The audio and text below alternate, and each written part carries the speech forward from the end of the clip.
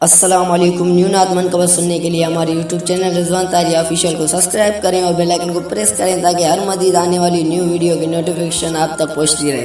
गुम्मस्तिया में झूमन तामस्ताना सजन जा, गुम्मस्तिया में झूमन तामस्ताना सजन जा। कमजोर न को समझे, कमजोर न को समझे, दीवाना सजन जा। गुम्मस्तिया में झूमन तामस्ताना सजन जा, गुम्मस्तिया में झूमन तामस्ताना सजन जा। रोशन तारा वजदन जो प्यारो, सिद्दीक़े अकबर जे साईं सिलसिले वारो। रोशन तारा वजदन जो प्यारो, सिद्दीक़े अकबर जे साईं सिलसिले वारो। पूछो न असा गायो तराना सजन जा, पूछो न असा गायो तराना सजन जा।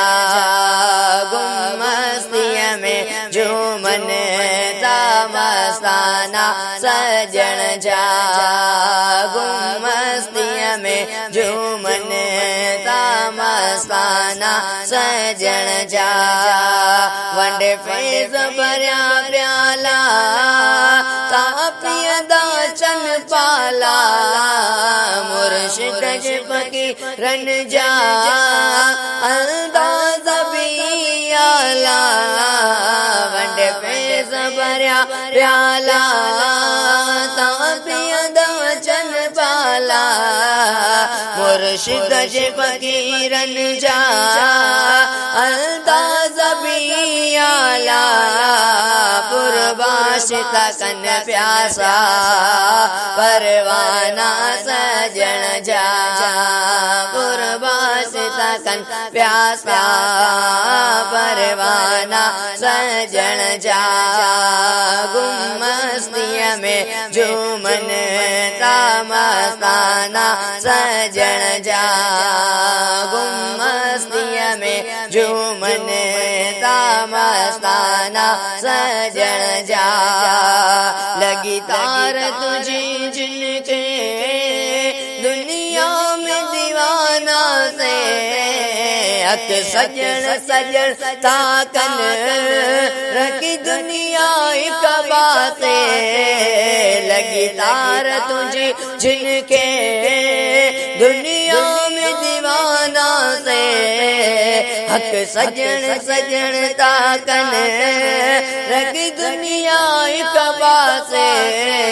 हर वक्त बनते अफसाना सजन जा, हर वक्त बनते अफसाना सजन जा।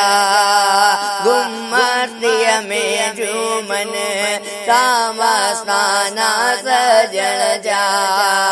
कमजोर न को समझे, दीवाना सजन जा।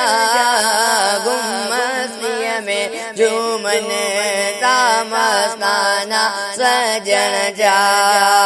जवे अभी बिलाला सी इन इश्क में यासी, करे बंद परे का पूजन दीदार जाई प्यासी। जवे अभी बिलाला सी इन इश्क में आते करे पंध परे का पूजन दीदार जाई प्यासे पोपिड़ में पोचन का दिल जाना सजण जा पोपिड़ में पोचन का दिल जाना सजण जा गुम्मतीअ में झूमन था मस्ताना सजण जा।